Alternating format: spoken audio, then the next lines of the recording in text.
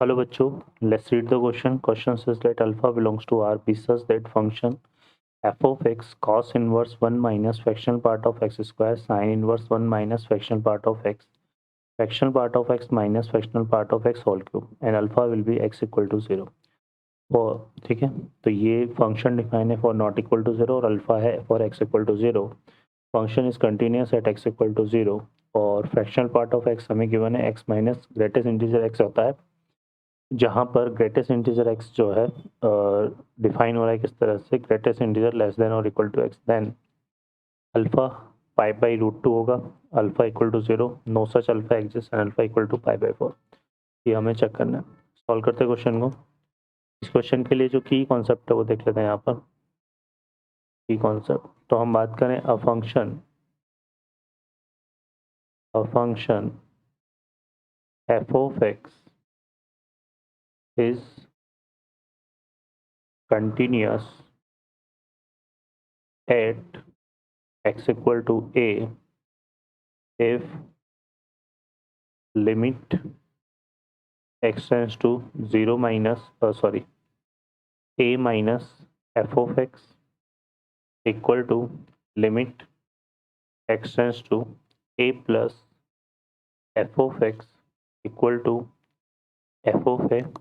ठीक है, और ये जो f of a है ये कैसा रिजल्ट आना चाहिए, एक फाइनाइट. सॉल्व करते क्वेश्चन को. तो यहाँ पर देखिए हमारे पास जो फंक्शन है ये गिवन है और ये फंक्शन के लिए बोला हुआ है कि हमें यहाँ पर पहले तो चेक करनी इसमें कंटिन्यूटी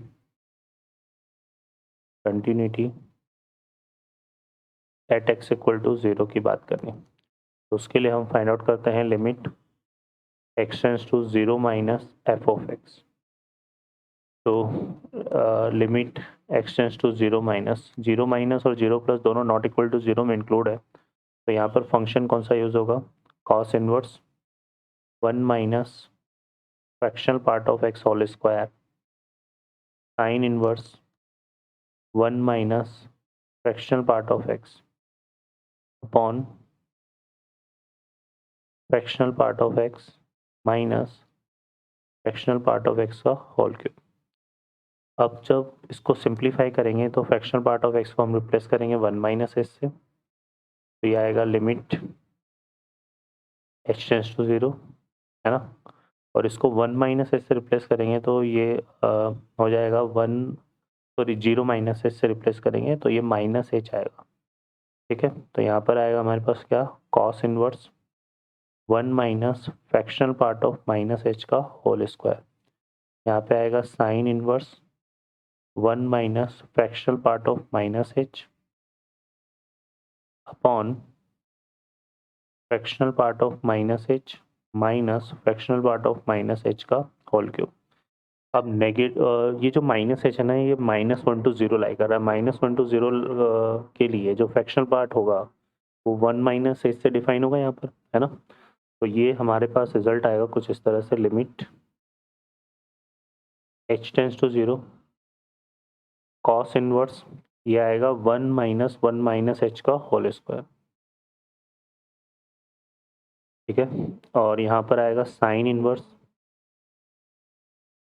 1 माइनस एच अपॉन ये हो जाएगा 1 minus h minus 1 minus h का होल क्यूब. अब हम इसमें देखिए सॉल्व करते हैं फर्दर, तो ये आएगा लिमिट h टेंस टू 0. इसको सिंप्लीफाई करेंगे तो 1 का स्क्वायर प्लस h का स्क्वायर माइनस का 2h आएगा, तो 1 से 1 कैंसिल हो जाएगा. तो ये बन जाएगा हमारे पास क्या, कॉस इनवर्स यहाँ पे आएगा 2h माइनस एच स्क्वायर. यहाँ 1 से 1 कैंसिल होगा तो साइन इनवर्स h बचेगा, साइन इनवर्स h. इसमें से 1 माइनस एच को कॉमन ले लेंगे तो ये हमारा 1 माइनस एच का होल स्क्वायर हो जाएगा, जिसको हमने यहाँ पे सॉल्व किया था अभी. तो ये कितना आएगा, 2h minus h square.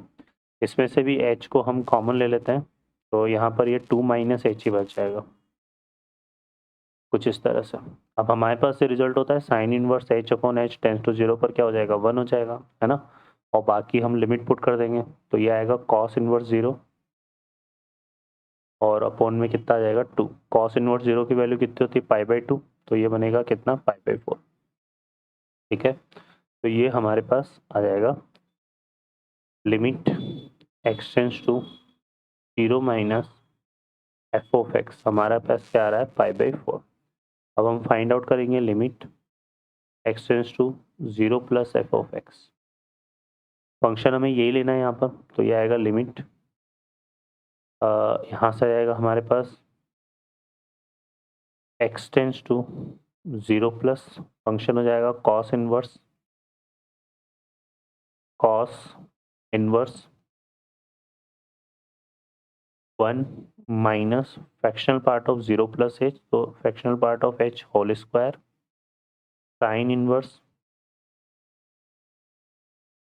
1 minus fractional part of h upon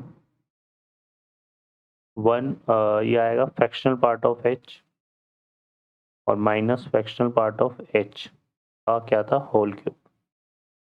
ठीक है, तो जहाँ पर x था ना वहाँ पे हमने 0 प्लस h डाल दिया, तो ये रिजल्ट आएगा। अब h का फ्रैक्शनल पार्ट ऑफ h ही होता है, तो लिमिट यहाँ पर आएगा x टेंड्स टू 0 प्लस, ये बनेगा cos inverse 1 minus h square, यहाँ पर साइन इनवर्स 1 माइनस एच आ जाएगा